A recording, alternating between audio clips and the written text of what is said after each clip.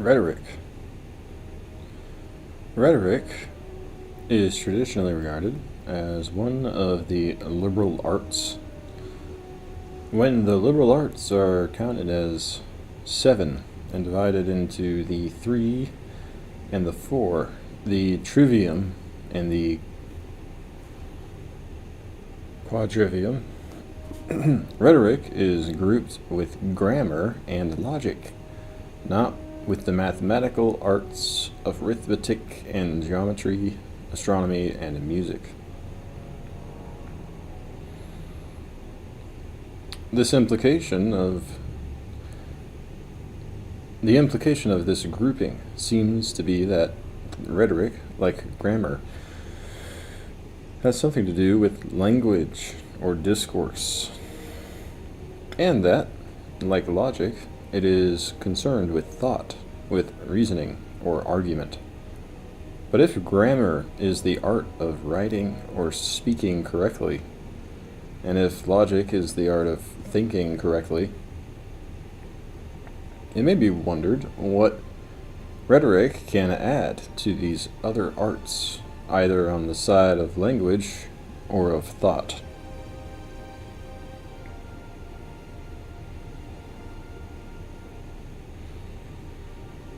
Logic by itself does not suffice to ensure that words are properly used to express thought, nor does grammar guarantee that discourse, which is flawless in syntax, also complies with the demands of rationality. Hence,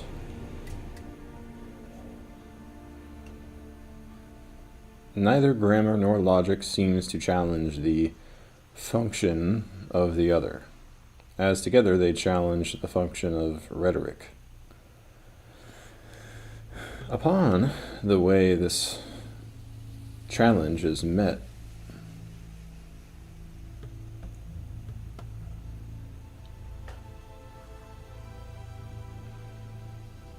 depends not only the definition of rhetoric, but also the value put upon it.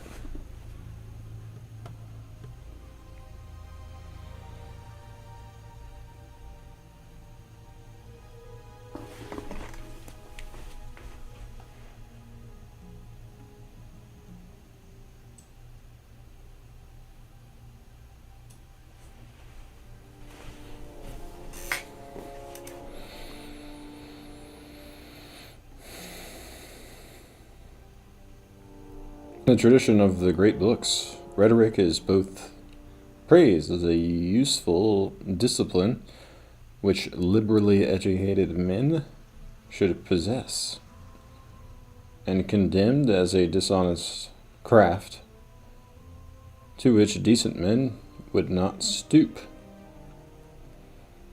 Like the words sophistical and dialectical, the epithet theoretical carries traditionally, as well as currently, a derogatory implication. The 3 words sometimes even tend to merge in meaning, expressing the same reproach against trickery. Yet of the 3, sophistical alone implies an unqualified rebuke. We do not speak of good and bad sophistry, but dialectic has its defenders as well as its detractors, and even those who, like Plato, charge rhetoric with being an art of enchantment or a form of flattery, also distinguish between a true and a false rhetoric. The one associated with dialectic as a wholly admirable pursuit, the other classed with sophistry as a vocation divorced from virtue. According to Bacon, the aim of rhetoric is to support reason, not to oppress it. Rhetoric may be misused, but logic also has its abuses. Rhetoric can be no more charged, in Bacon's opinion, with the coloring of the worst part than logic with sophistry or morality with vice. The purpose and scope of rhetoric are capable of broad and narrow definitions. The broader view, which we shall consider subsequently, tends to merge rhetoric with poetics as together the art of eloquence in any sort of discourse. The narrower view tends to restrict rhetoric to the art of persuasion in the sphere of practical affairs. Rhetorical skill consists in getting others to embrace certain beliefs, to form the opinions or make the judgments which the speaker or writer wishes them to adopt. Usually, action, not persuasion, is the ultimate goal. The rules of rhetoric are supposed to give one power, not merely to move the minds of men to certain conclusions, but through persuasion of their minds, to move men to act or not act in a certain way.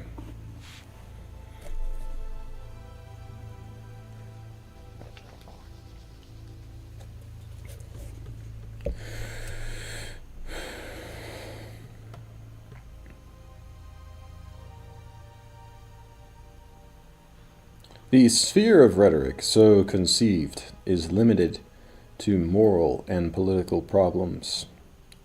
The things about which men deliberate before acting, the things on which they pass moral judgments or make political decisions, constitute the subject matter of oratory, or what Hobbes calls exhortation and dehortation, that is, counsel accompanied with signs in him that giveth it of vehement desire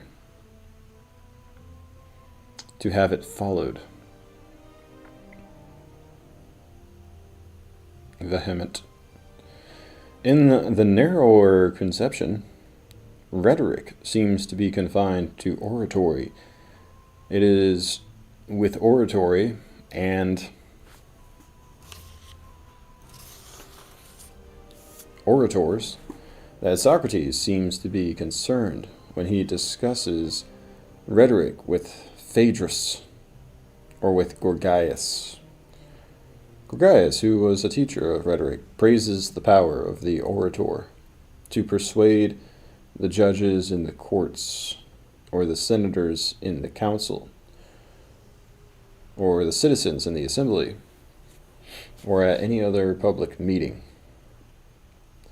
In view of this, Socrates asks him whether he will accept the definition of rhetoric as the artificer of persuasion, which Gorgias admits that persuasion, when Gorgias admits that persuasion is the chief end of rhetoric, Socrates goes on to ask whether rhetoric is the only art which brings persuasion, or do other arts have the same effect? Does he who teaches anything persuade men of that which he teaches or not? If so, then arithmetic as well as rhetoric is an artificer of persuasion. Gorgias reminds Socrates of his initial point about the orator, that rhetoric is the art of persuasion in courts of law and other assemblies, about the just and unjust.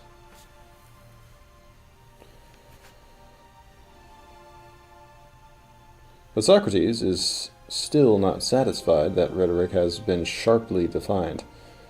He introduces the distinction between knowledge and belief or opinion, and gets Gorgias to agree that whereas there cannot be false knowledge as well as true, Beliefs and opinions may be either true or false. Persuasion can therefore be of two sorts: one which is the source of belief without knowledge, as the other is of knowledge.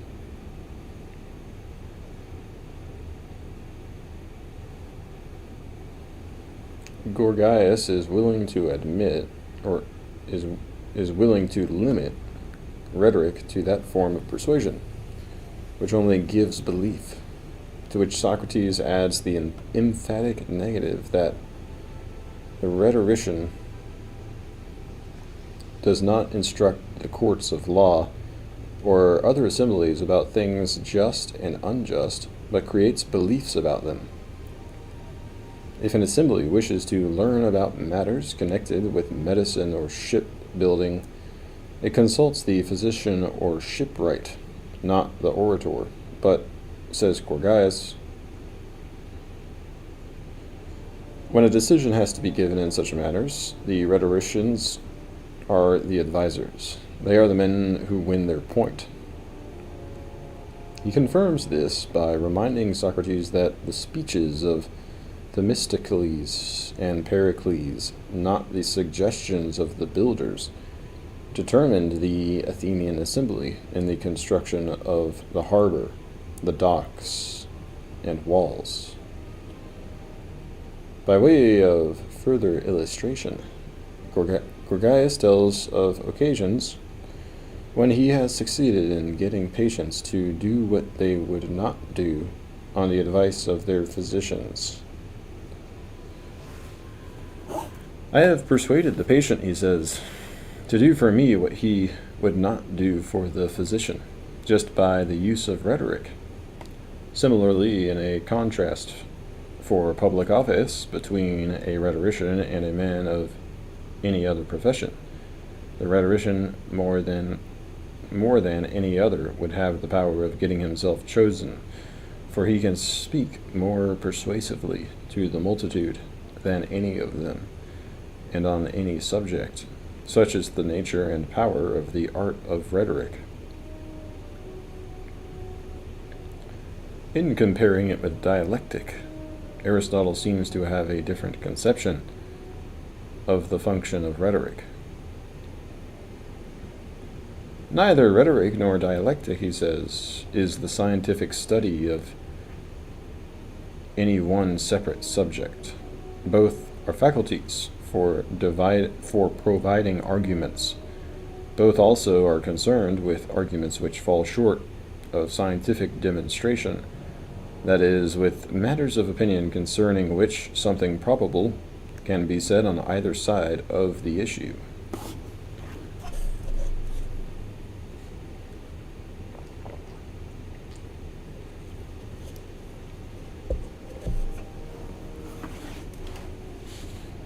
Though for Aristotle, rhetoric is the counterpart of dialectic, in that both deal with arguments on any subject, he differentiates between the two disciplines. His differentiation between the two disciplines seems to indicate that rhetoric is limited to the considerations of oratory in the familiar sense of public speaking.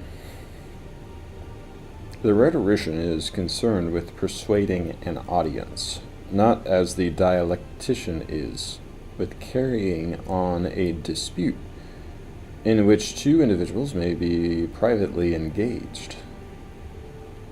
The persuasion, furthermore, is directed to obtaining a certain response from that audience, not merely agreement, but either action or a decision to act, or approval which, charged with emotional force or enthusiasm, has practical significance. The division of rhetoric, according to Aristotle, are determined by the kinds of oratory, as these, in turn, are determined by the types of audience to be addressed. Of the three elements in speech-making, speaker, subject, and person addressed, Aristotle writes, It is the last one, the hearer, that determines the speech's end and object. The hearer must be either a judge with a decision to make about things, past or future, or an observer, a member of the assembly, or an observer. A member of the assembly decides about future events, a juryman about past events, while those who merely decide on the orator's skill are observers. From this, it follows that there are three divisions of oratory: one, political; two, forensic; and three, the ceremonial oratory of display. Or, as these three are sometimes named, deliberation, legal, and epidictic.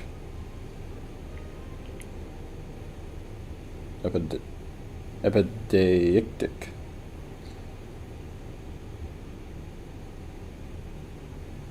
Political speaking urges us either to do or not do something. Forensic speaking either attacks or defends somebody. The ceremonial oratory of display either praises or censures somebody. The three kinds of rhetoric refer to three different kinds of time. The political orator is concerned with the future. He tries to persuade men about things to be done or not done hereafter. The party in a case at law is concerned with the past.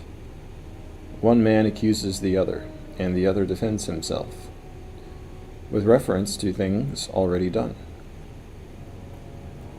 The ceremonial orator is, properly speaking, concerned with the present, since all men praise or blame in view of the state of things existing at the time, though they often find it useful also to recall the past and to make guesses about the future. Rhetoric has three distinct ends in view, one for each of its three kinds. The political orator aims at establishing the expediency or the harmfulness of a proposed course of action. Parties in a lawsuit aim at establishing the justice or injustice of some action. Those who praise or attack a man aim at proving him worthy of honor, or the reverse.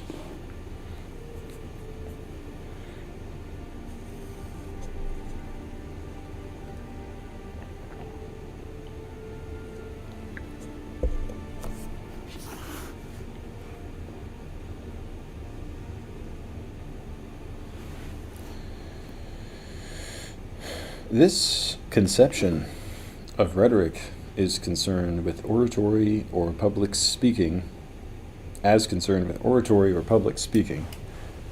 gives one answer to the question of what rhetoric adds to grammar and logic as arts of discourse. In oratory, more is involved than the communication of ideas. The marshalling of arguments, the making of proofs.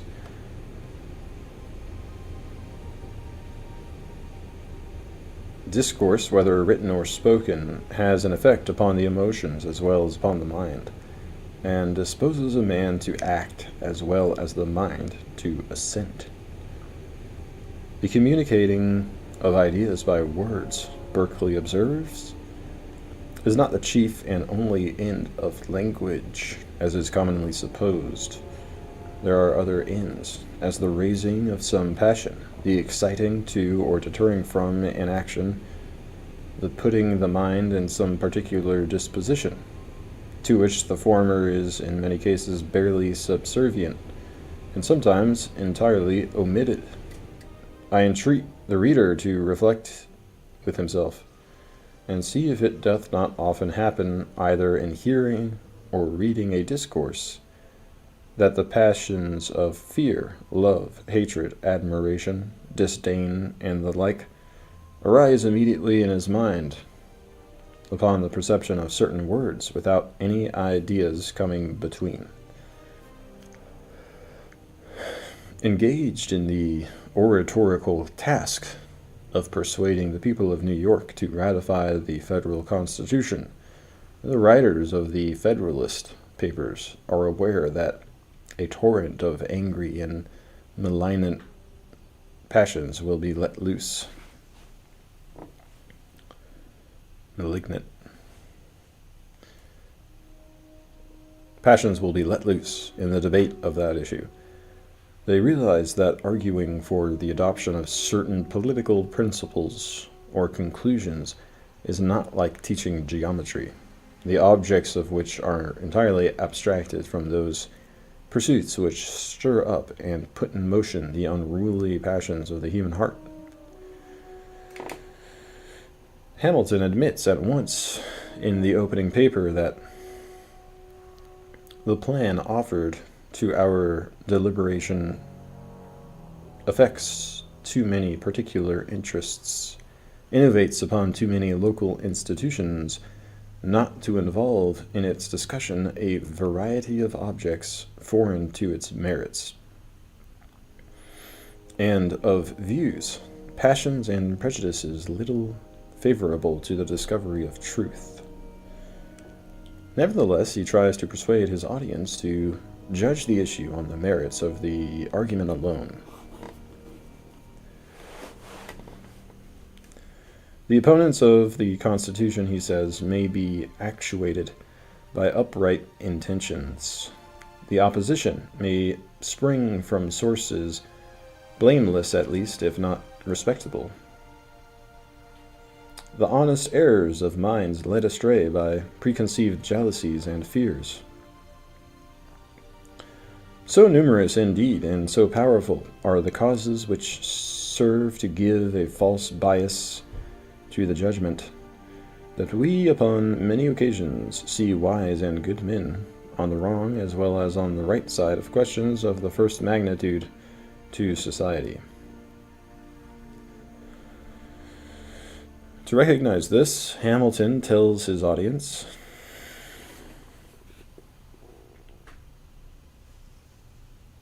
is to be on guard against all attempts from whatever quarter to influence your decision by any impressions other than those which may result from the evidence of truth. He wishes them to consider him as relying upon nothing but the merits of his case. I frankly acknowledge to you my convictions, he writes, and I will freely lay before you the reasons on which they are founded. My motives must remain in the depository of my own breast. My arguments will be open to all, and may be judged by all. They shall at least be offered in a spirit which will not disgrace the cause of truth. We can detect here another element in the art of rhetoric. The orator seems to be concerned not only with the strength of his arguments and with the passions of the audience which he hopes to move by these arguments, but also with the impression he makes upon that audience as a person of good character and honest intentions, devoted to the truth and, above all, to the best interests of those whom he addresses. The great speeches reported, or perhaps polished, if not invented, by Thucydides, exemplify this effort on the part of the orator, as do also the orations written by Shakespeare for his characters, of which the speeches of Brutus and Antony and Julius Caesar are among the most notable as well as the most familiar. The point is also illustrated by the Communist Manifesto, which is denounced as propaganda by those who mistrust the writers.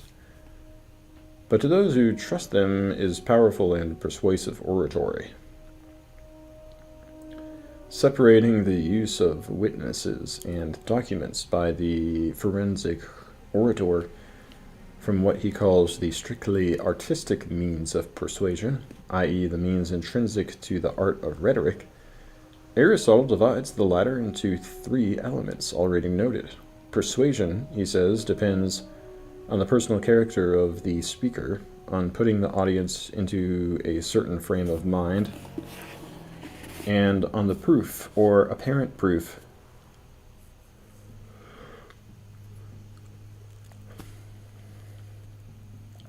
provided by the words of the speech itself. Persuasion is achieved by the speaker's personal character when the speech is so spoken as to make us think him credible. Secondly, persuasion may come through the hearers when the speech stirs their emotions. Thirdly, persuasion is effected through the speech itself. When we have proved a truth or an apparent truth by means of the persuasive arguments suitable to the case in question. These being the three technical means of effecting persuasion, Aristotle concludes that rhetorical skill must consist in the ability, 1. to reason logically, 2. to understand human character and goodness in their various forms, and 3. to understand the emotions, to know their causes and the way in which they are excited. The art of rhetoric, therefore, involves more than training in grammar and logic. It requires the study of ethics and psychology, particularly knowledge of the types of human character and knowledge of the passions. The same consideration of the conditions of oratory seemed to lead Socrates to tell Phaedrus that Thrasymachus, or anyone else who teaches rhetoric, ought to give an exact description of the nature of the soul, to explain the mode in which it acts or is acted upon. The rhetorician, he goes on, having classified men in speeches and their kinds and affections, and adapted them one to another, will be able to tell the reasons of his arrangement, and show why one soul is persuaded by a particular form of argument and another not. This fact about rhetoric, that it must adapt speech to persons as well as to subject matters, seems to occasion Socrates' definition of oratory as the art of enchanting the soul. It is not, he tells Phaedrus, confined to courts and public assemblies. Whether this art is a good or evil thing depends on whether it requires the speaker to know more than the nature of the person he is addressing, the truth about the matters spoken of.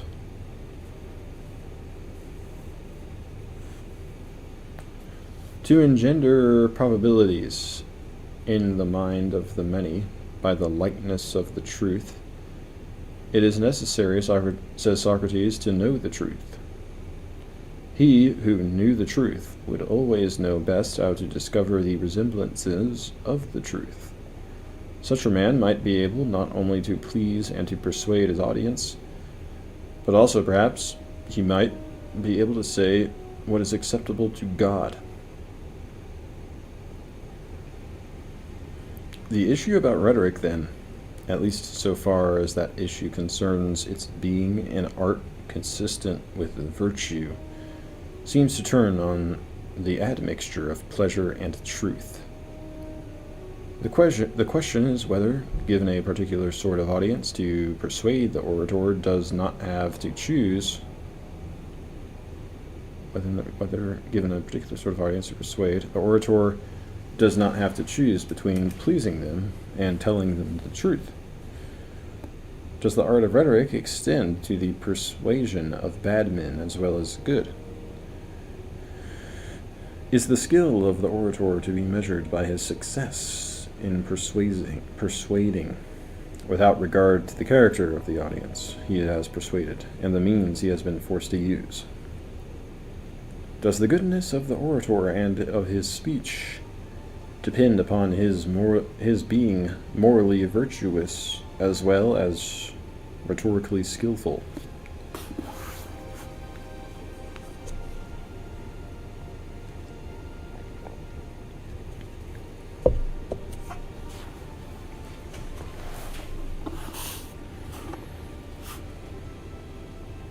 One view of rhetoric seems to identify persuasion with pleasure and to divorce it from truth.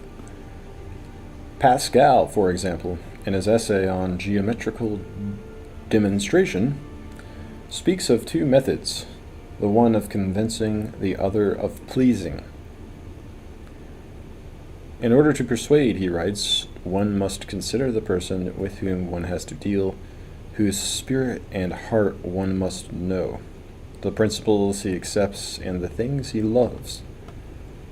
In view of such considerations, Pascal holds that the art of persuasion consists more in pleasing than in convincing, to such an extent is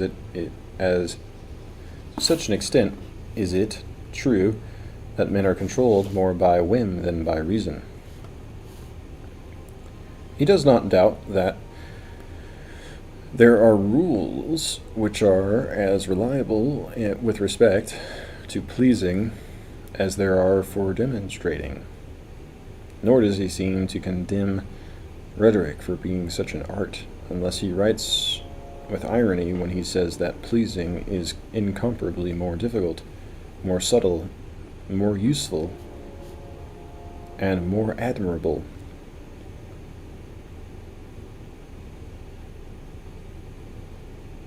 Rhetoric so conceived appears to Locke to be a powerful instrument of error and deceit, and to Plato to be no art at all, but a form of flattery. As cookery tries to please the palate without caring what is good for the health of the body, so rhetoric, according to Plato, aims to delight without caring what is good for the soul or the state. Cookery and rhetoric are shams or simulations of the genuine arts of medicine and politics, which aim at the good, not at pleasure. This is the sort of thing Socrates tells Callicles, which I term flattery, whether concerned with the body or the soul, or whenever employed with a view to pleasure and without any consideration of good and evil.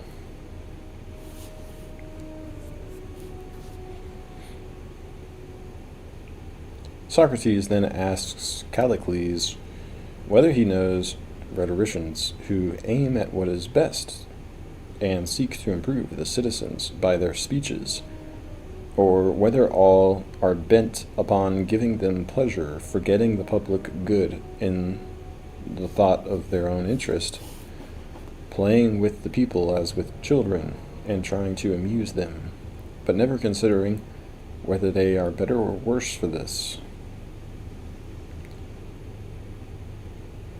When Callicles replies that he thinks there are some who have a real care for the public and what they say, Socrates says that he is contented with the admission that rhetoric is of two sorts, one which is mere flattery and disgraceful declamation, the other which is noble and aims at the training and improvement of the souls of the citizens, and strives to say what is best, whether welcome or unwelcome, to the audience.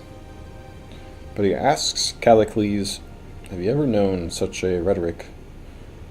Or if you have, and can point out any rhetorician of this stamp, who is he?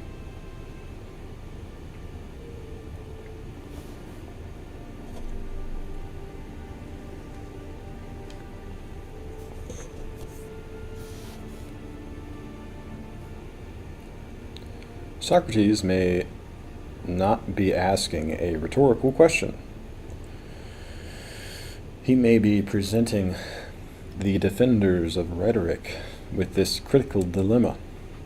Either the orator adheres to the truth and aims at the good, even if such high-mindedness defeats his efforts at persuasion with an audience whom he thus displeases, or the orator takes persuasion as his end and subordinates everything else to the rhetorical means for succeeding with any sort of audience. Bacon rises to the defense by rejecting the dilemma as ungenuine. The duty and office of rhetoric, he writes, is to apply reason to the imagination for the better moving of the will. He admits that rhetoric is controlled by other considerations than the truth, though logic handleth reason exact and in truth. And though the proofs and demonstrations of logic are toward all men indifferent and the same, the proofs and persuasions of rhetoric ought to differ according to the auditors.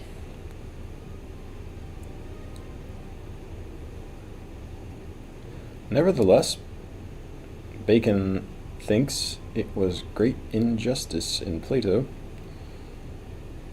though springing out of a just hatred for the rhetoricians of his time, to regard rhetoric as a voluptuary art, resembling it to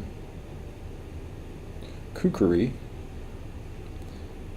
that did mar wholesome meats. Cookery that did mar wholesome meats and help unwholesome by a variety of sauces to please the taste. For we see that speech is much more conversant in adorning that which is good than in coloring that which is evil. For there is no man but speaketh more honestly than he can do or think. And it was excellently noted by Thucydides and Cleon that because he used to hold on the bad side in causes of state, therefore he was ever inveighing against eloquence and good speech, knowing that no man can speak fair of courses, sordid and base.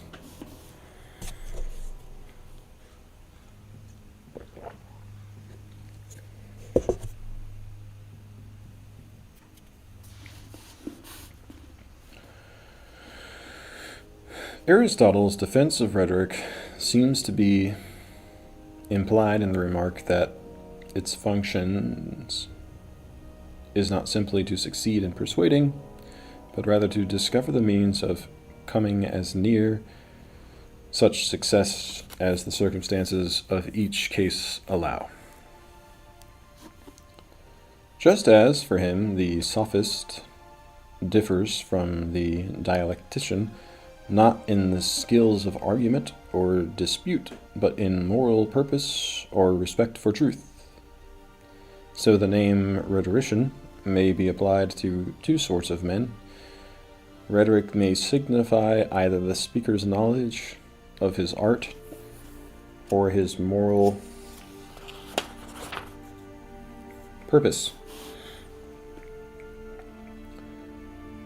For want of separate names, both the honest and the sophistical orator are called and can claim to be rhetoricians, and it is this which confuses the issue.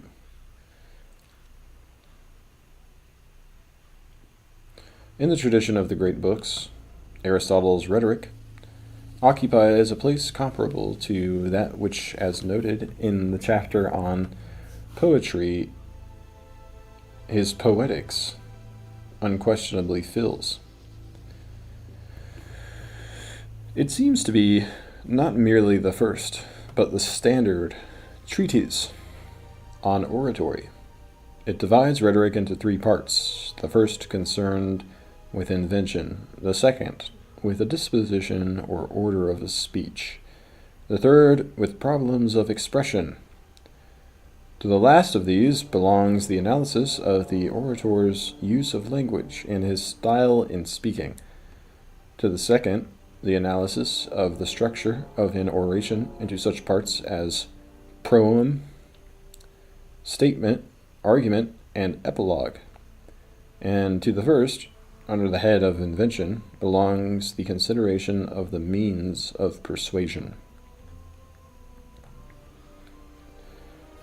As we have already noted, the artistic means of persuasion are, according to Aristotle, threefold emotions: character and argument. Threefold: emotions, character, and argument. The orator must consider how to arouse and use the passions of his audience, as well as calculate how far to go in displaying his own emotions. He must consider the moral character of the audience to which he is appealing, and in this connection he must try to exhibit his own moral character in a favorable light. Finally, he must know the various types and sources of rhetorical argument, not only what sorts of argument are available for a particular purpose, but also how to employ each argument most persuasively. In this last respect, Aristotle distinguishes rhetorical proof from rhetorical induction, the use of what he calls the enthymeme, as opposed to the use of examples. And he relates this distinction to the difference between dialectical proof and induction, which he treats in the Topics.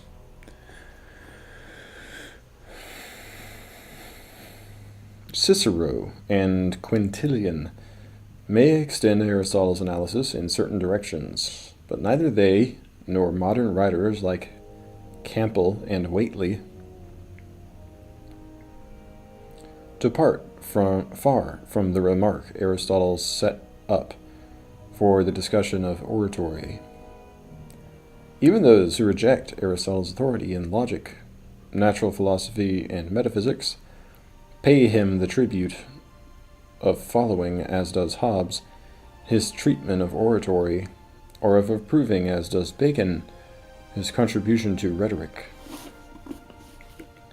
In the case of this science, as with few others, Bacon finds no serious deficiencies in the accepted tradition.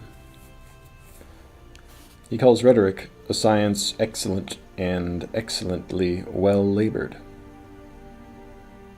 and places the emulation of Aristotle first among the causes why later writers in their works of rhetorics exceed themselves.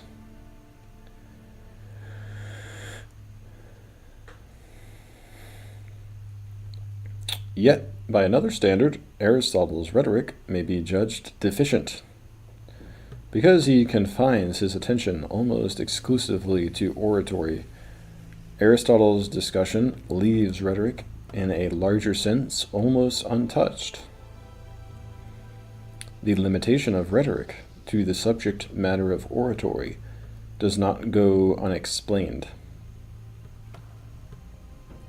Every other art, Aristotle writes, can instruct or persuade about its own particular subject matter. For instance, medicine about what is healthy and unhealthy, geometry about the properties of magnitudes, arithmetic about numbers, and the same is true of the other arts and sciences. But rhetoric, he says, we look upon as the power of observing the means of persuasion on almost any subject presented to us. This last statement would seem to give rhetoric complete generality. Aristotle qualifies it, however.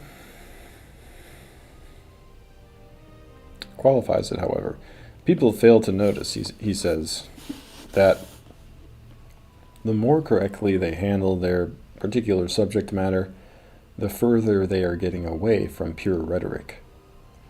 So far as knowing good arguments and knowing how to use them are concerned, the physicist and the mathematician need no help from rhetoric. The art of rhetoric is necessary only in dealing with such topics as do not fall within the subject matters of systems of the established arts and sciences. Such topics are precisely those with which the orator must deal. The duty of rhetoric, Aristotle writes, in summary, is to deal with such matters as we deliberate upon without arts or systems to guide us in the hearing of persons who cannot take in at a glance a complicated argument or follow a long chain of reasoning. This is his answer to those who have given rhetoric a far wider subject matter than strictly belongs to it.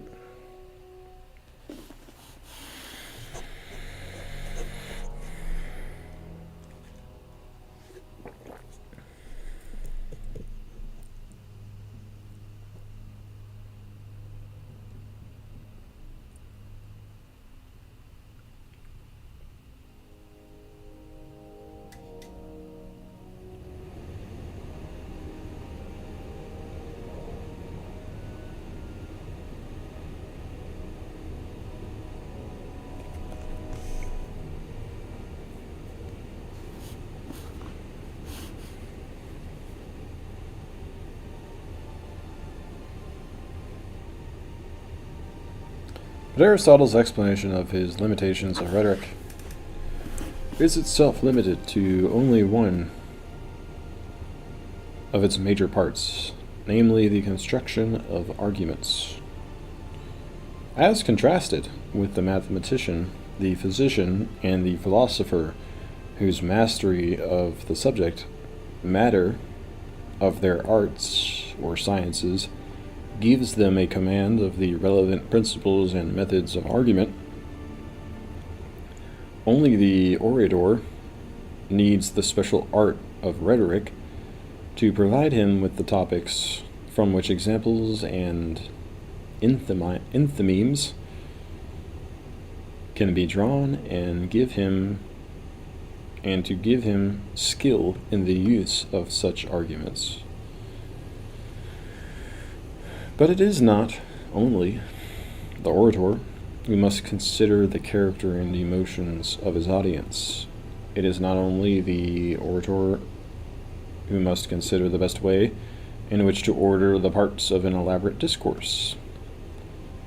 Above all, it is not only the orator who is faced with the problem of using language more or less effectively in the expression of thought, and especially in its communication to others. All these considerations and problems are common to the orator and the teacher. They are considerations and problems which must be faced not merely by the public speaker who tries to move an audience to action, but by anyone, poet, philosopher, or scientist, who tries to write whatever he has to say as effectively as possible. Competence in a particular art or science may give a man competence with respect to arguments in the field of his particular subject matter, but it does not seem to give him competence with respect to these other considerations and problems which he faces when he tries to communicate his knowledge or thought. Here then is the possibility of a broader conception of the art of rhetoric, an art concerned not merely with being persuasive in the sphere of action, but with eloquence or effectiveness in the expression of thought. We find this view of rhetoric reflected in Chaucer's Canterbury Tales. In his prologue, the Franklin asks his companions to forgive his crude speech, for he explains, "I never learned rhetoric, to tell you the truth. Whatever I say must be blunt and plain, I never slept on Mount Parnassus or studied Marcus Tullius Cicero. And the squire apologizes for the inadequacy of his English to describe the beauty of Canis. It would take an excellent rhetorician, he says, who knew his colorful figures of speech to describe her adequately. Though Aristotle's rhetoric, for the most part, neglects this broader conception of rhetoric in order to expound the rules of oratory, the third book of his treatise, which deals with the use of language, indicates that problems of style are common to oratory and poetry, and to other types of discourse as well. Kant seems to hold this broader conception of rhetoric when he says that the art of speech are rhetoric and poetry. In the tradition of Western thought, the two arts tend to become identified when each is separated from any particular subject matter. As appears in the chapter on poetry, poetry, like rhetoric, has a broader and a narrower meaning.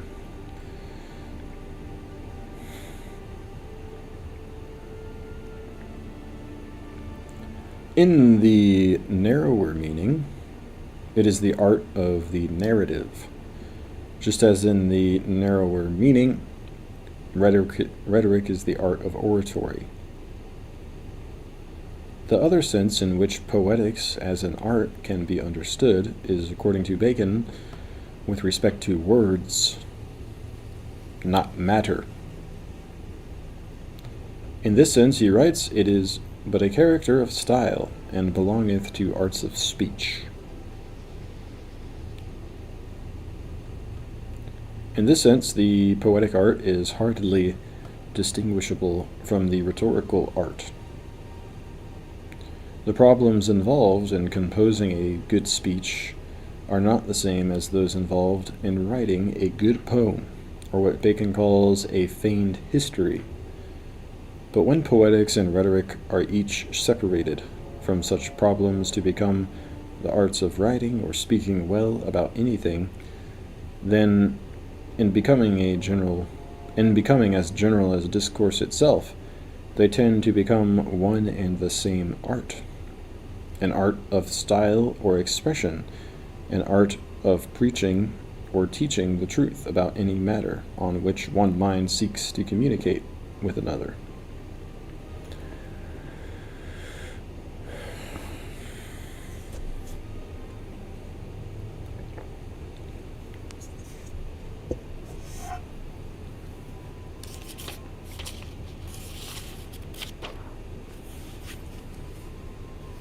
In the tradition of the great books, no book does for the art of rhetoric in general what Aristotle's rhetoric does for that art in the limited sphere of oratory. But Augustine's treatise on Christian doctrine engages in a general rhetorical analysis that is in a way comparable to Aristotle's analysis of oratory. In this work, Augustine brings his own professional training as an orator to bear upon the problem of reading, interpreting, and expounding sacred scripture. The fact that he is dealing with sacred scripture, and hence, in his view, with the teaching of the most fundamental truths, lifts him above the limited concerns of the orator. But the fact that he limits himself to sacred scripture also prevents him from formulating his rules of interpretation and exposition with the complete generality they would have to possess in order to be the rules of a general art of rhetoric. At the opening of the fourth book of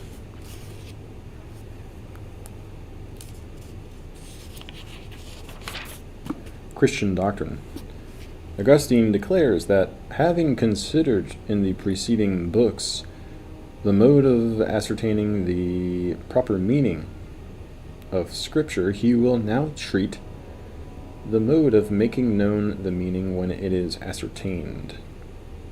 Who disclaims any intention to lay down rules of rhetoric.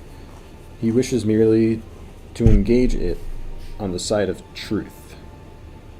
To this end, he tries to show how Scripture itself and such holy men as Saint Cyprian and Saint Ambrose, in commenting on Scripture, have employed the art of rhetoric. It is the duty, Augustine writes, of the interpreter and teacher of Holy Scripture, both to teach what is right and refuse what is wrong, and in the performance of this task to conciliate the hostile, to rouse the careless, and tell the ignorant both what is occurring at present and what is probable in the future. But once his hearers are friendly, attentive, and ready to learn, whether he has found them so or has himself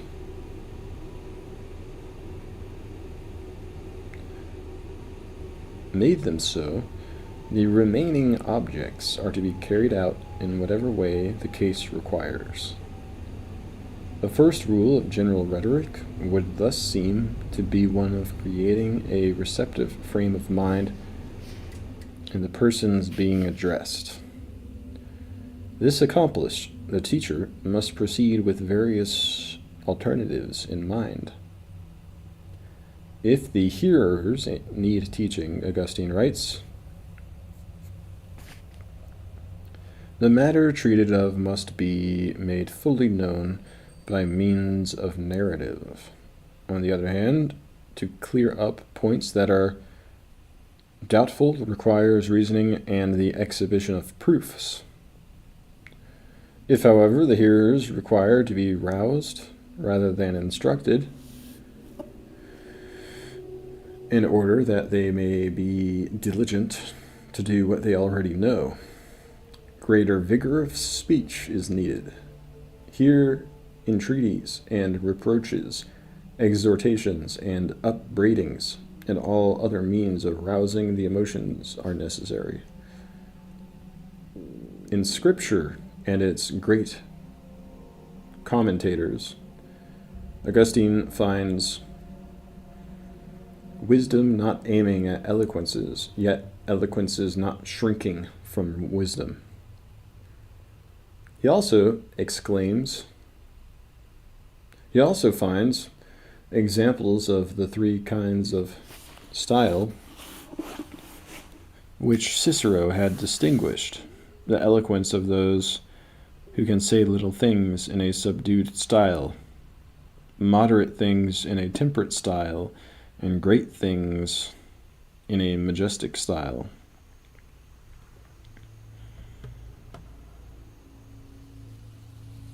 These three styles Augustine connects with the three ends which Cicero had assigned to eloquence: teaching, giving pleasure, and moving.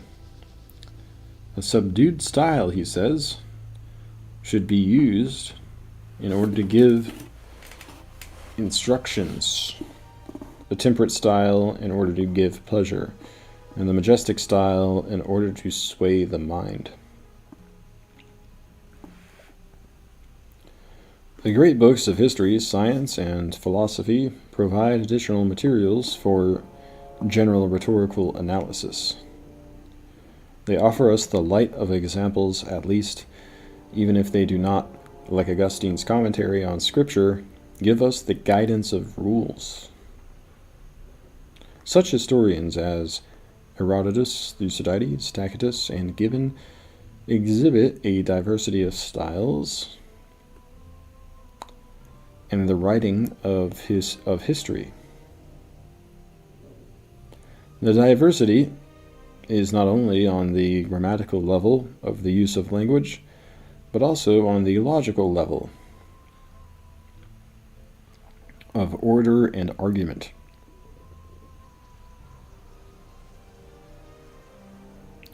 Rhetorical principles control the way in which the language and organization of the parts are suited to each other and to the historian's purpose. to the effect he wishes to produce upon his reader.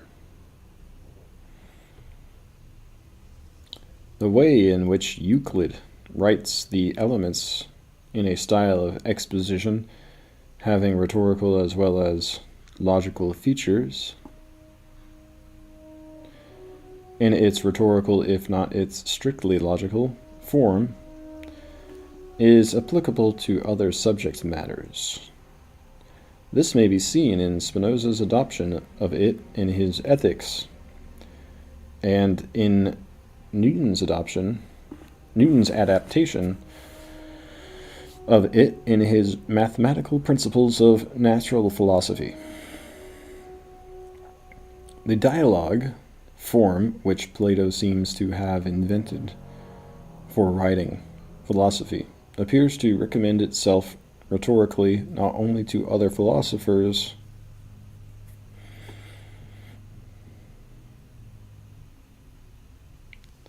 but also to a scientist like Galileo in the composition of his two new sciences.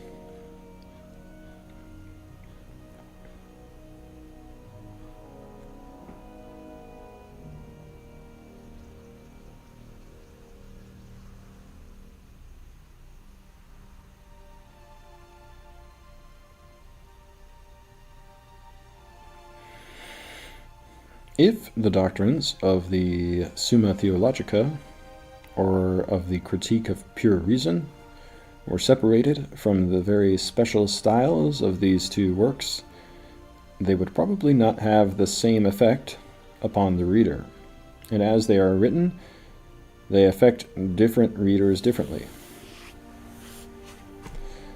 As differently as do the styles of Dante, Milton, Melville, Dostoevsky, Adam Smith, and Karl Marx. Some methods of exposition may be more appropriate than others to certain subject matters.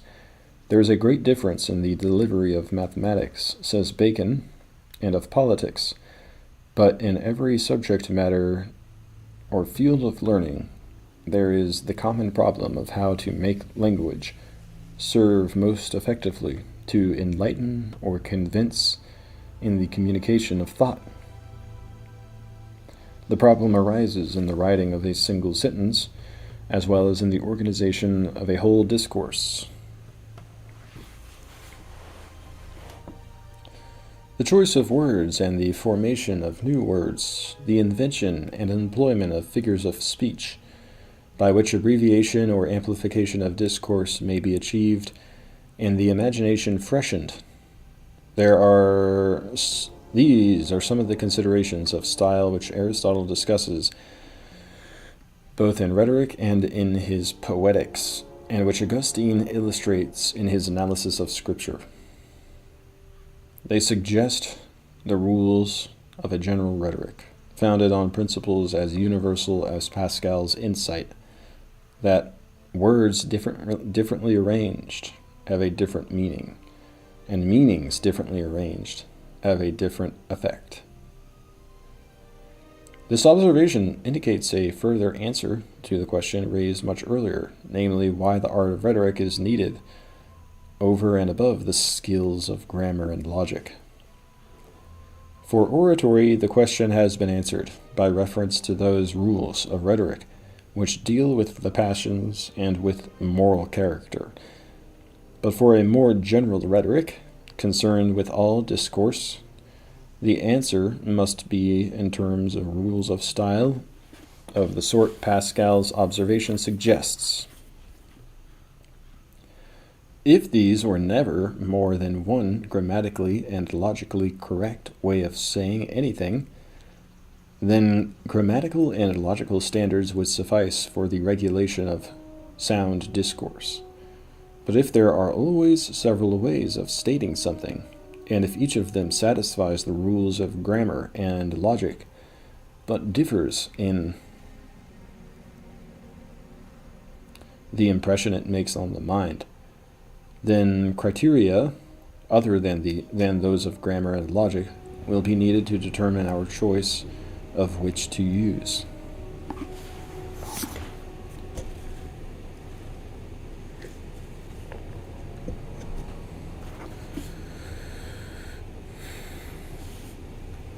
Such criteria may take the passions and the imagination into account, but they may also look primarily to the manner in which the mind itself naturally works. The fact that there are several ways of presenting the same truth to the mind, and usually several ways in which the mind can interpret the same statement, defines the scope of a general rhetoric, and the relation of its rules to those of grammar and logic. Nevertheless, some of the great authors seem to doubt the worth of rhetoric in science or philosophy. Locke, for example, admits that in discourses where we seek pleasure and delight rather than information and improvement, such ornaments as figurative speech and allusion in language can scarce pass for false. But he adds, if we would speak of things as they are, we must allow that all the arts of rhetoric, besides order and clearness, all the artificial and figurative application of words eloquence hath invented, are for nothing else but to insinuate wrong ideas, move the passions, and so indeed are perfect cheats, and where truth and knowledge are concerned cannot but be thought a great fault, either of the language of person that makes use of them.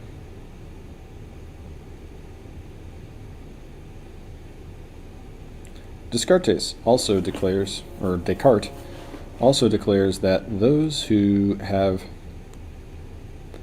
the strongest power of reasoning, and who most skillfully arrange their thoughts in order to render them clear and intelligible, have the best power of persuasion, even if they can but speak the language of Lower Brittany, and have never learned rhetoric.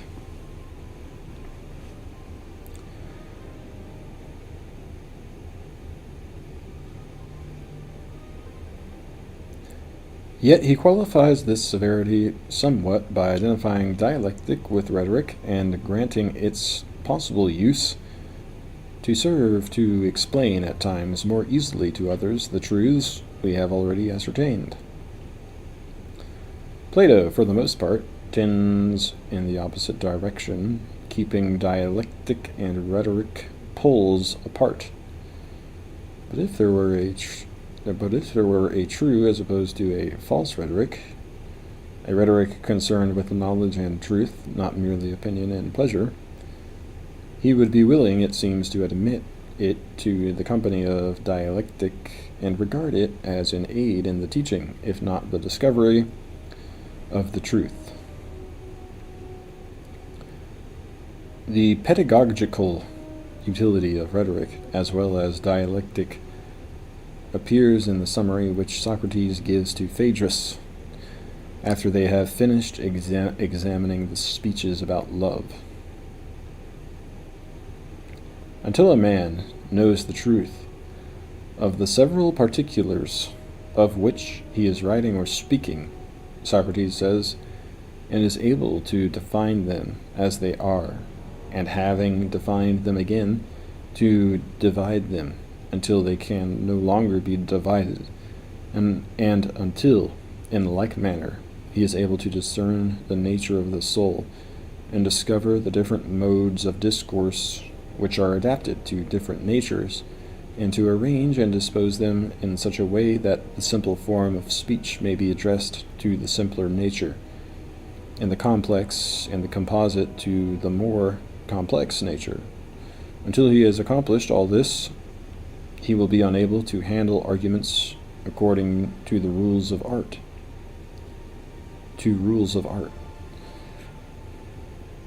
Either for the purpose of teaching or persuading.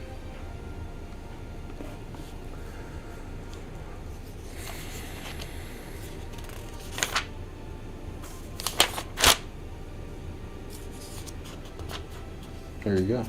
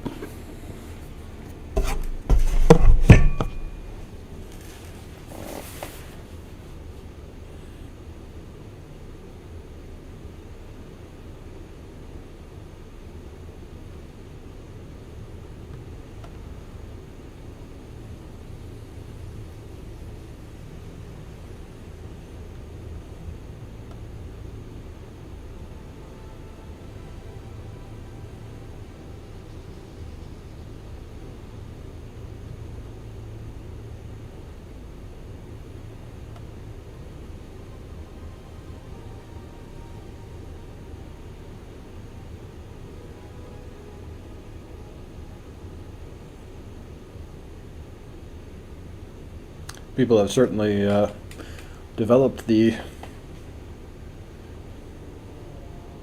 art of rhetoric over the years. Art of persuading, especially in our society, where everything's about marketing something.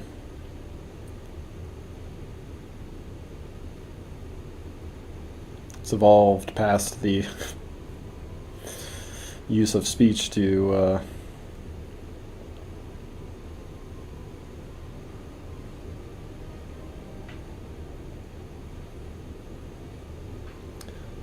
video editing and YouTube thumbnails.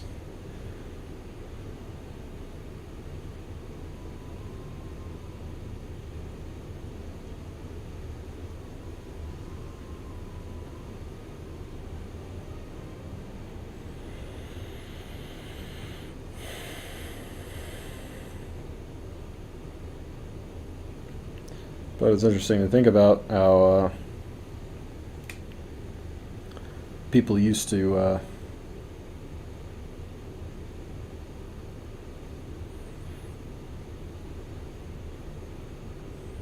actually care whether or not what they were doing for what they were convincing audiences to do was good for them or not.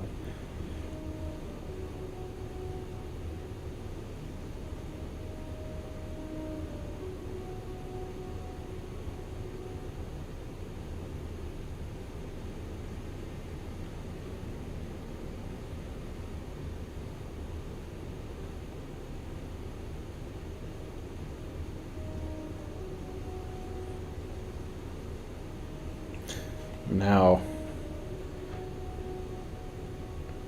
that's not typically not somebody's concern, I don't think. A YouTuber or an influencer.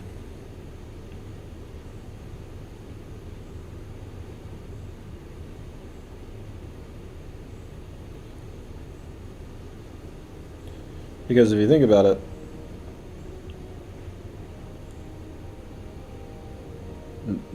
having good rhetorical skill is like being influential. And you have all these influencers nowadays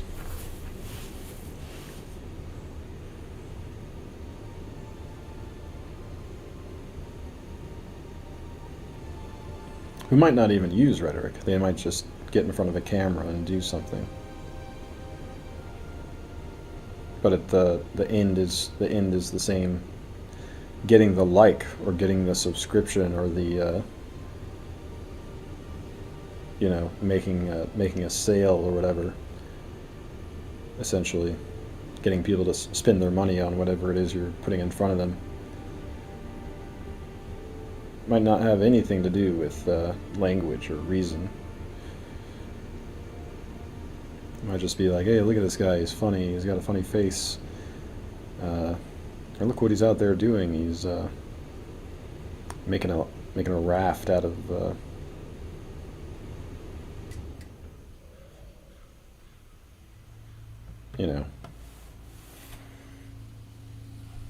driftwood.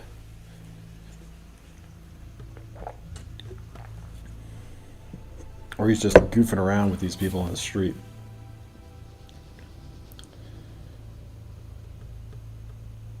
But, a lot of YouTube channels and Instagram accounts and all that stuff are not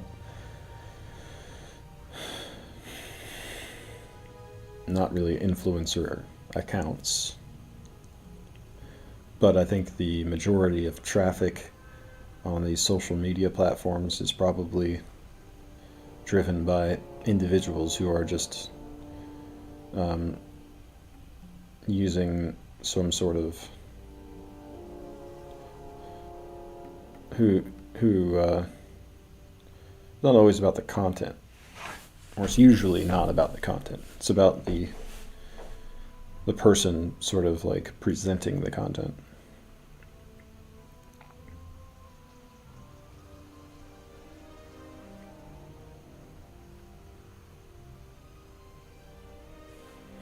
You don't go listen to people speak in person anymore. You pull them up on YouTube or Twitch or Kick.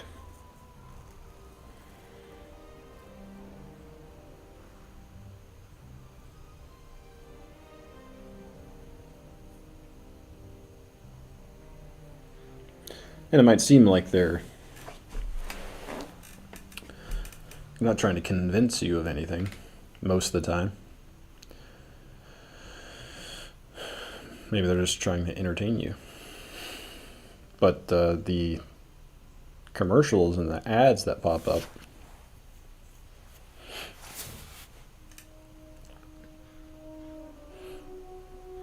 are trying to convince you of something, whether directly or subliminally. So if you combine that with the influencer, you get basically the influencer is like the sauce that goes on the meat.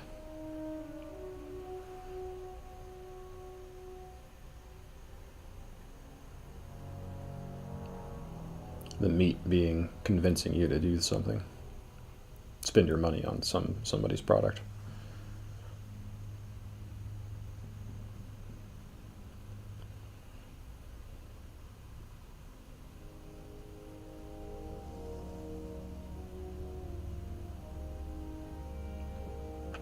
But the really popular YouTubers and streamers, I think, are probably more valued for their sway over people's hearts and minds, whether they want to exercise it or not, for purposes other than making them spend their money.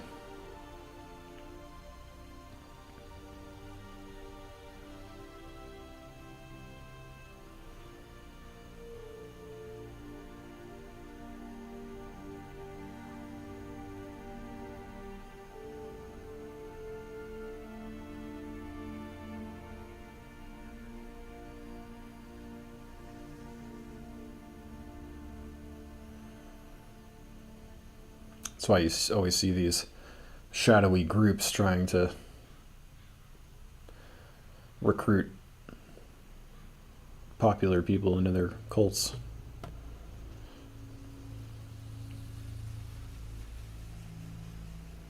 And it's not just about control of the populace or whatever.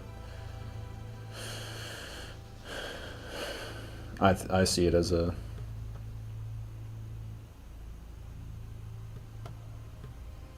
contest between good and evil. The good being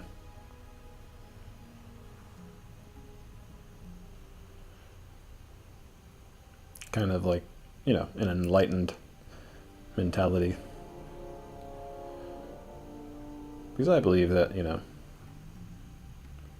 Satan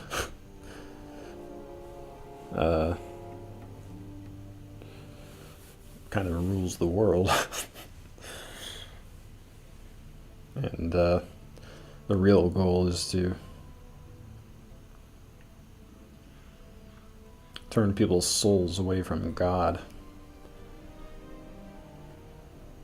I mean, that's what Jesus taught.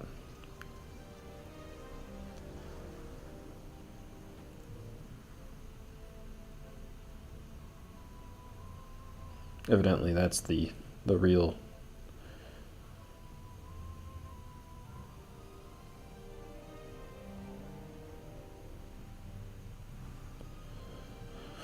valuable thing being fought over. It's people's souls.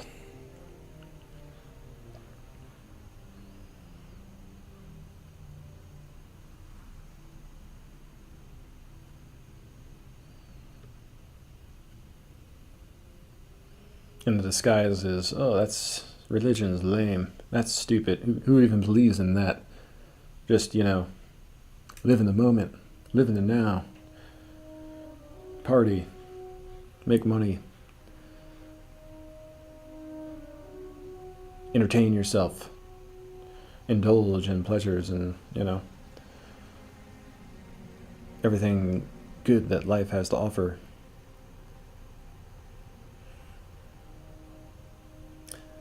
And then we're like, okay, I'll do that. Then that's when Satan's like,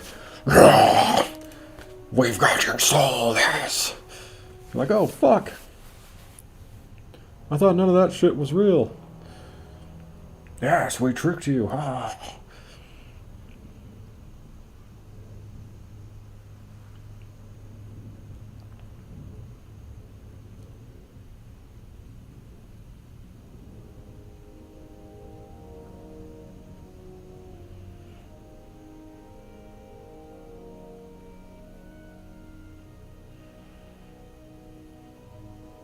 But anyway, pretty much done with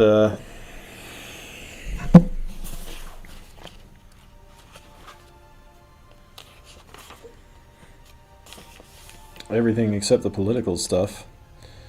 I think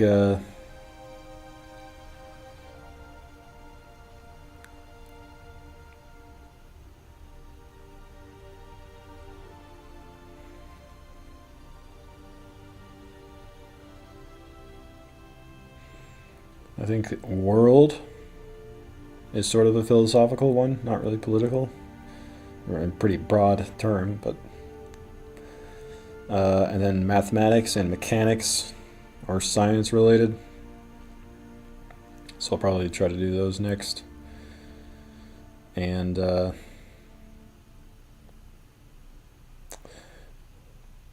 think after that, after world, mathematics and mechanics, there's wealth,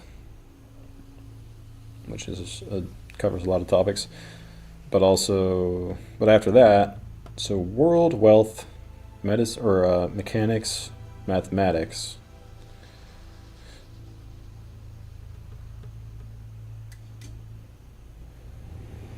then after that, a bunch of political stuff, and slavery. Not really political.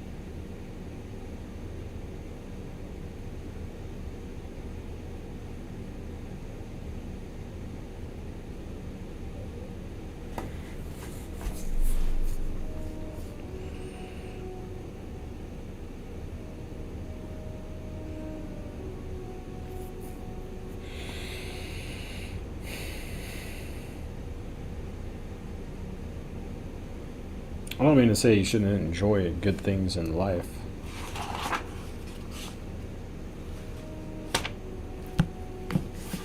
Just that, thinking that's all there is what gets people in trouble. You should, I don't know. I think it's not even that. It's I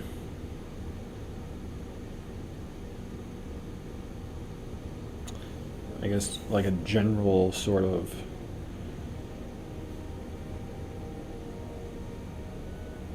selfishness or narcissism.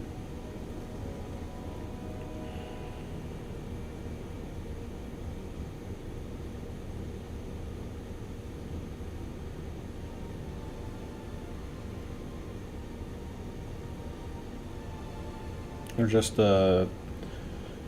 infatuation with worldly things.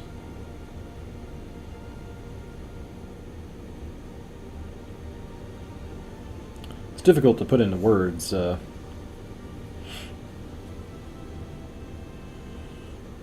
way Jesus did. Truths about reality. Deep truths about how things actually work. The way things actually are.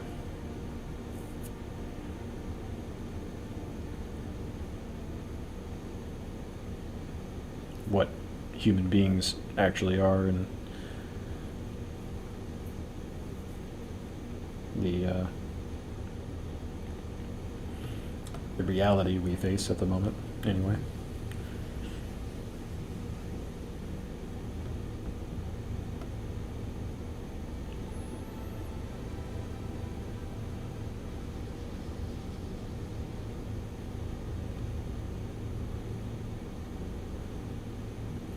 I don't understand it. But I have a hunch that there's more to it than people think.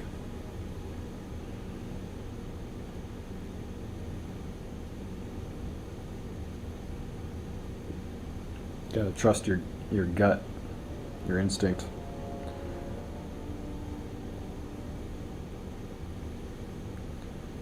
The non-reasoning part of your decision-making process.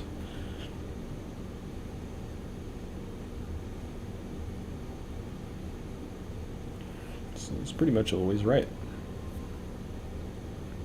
Subconscious mind.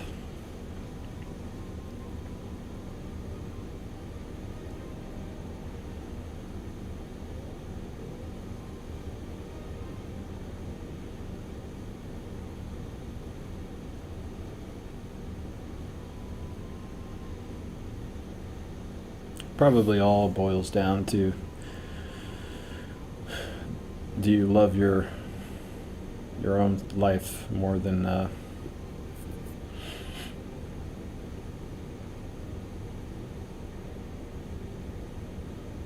goodness and truth and doing what's right?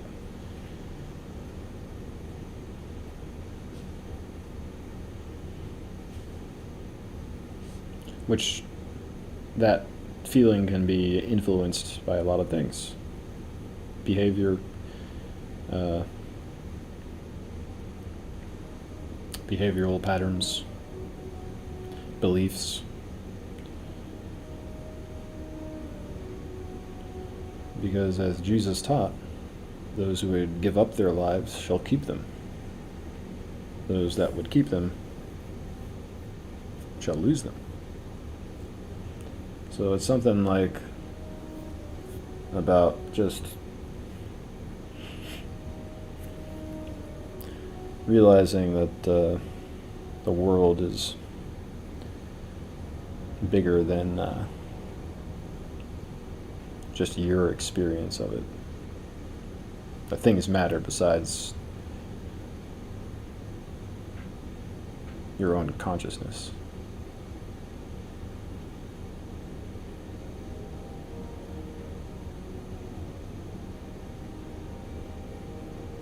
Universal things. And kind of identifying with those causes identifying yourself with them instead of just whatever it is you appear to be at first glance.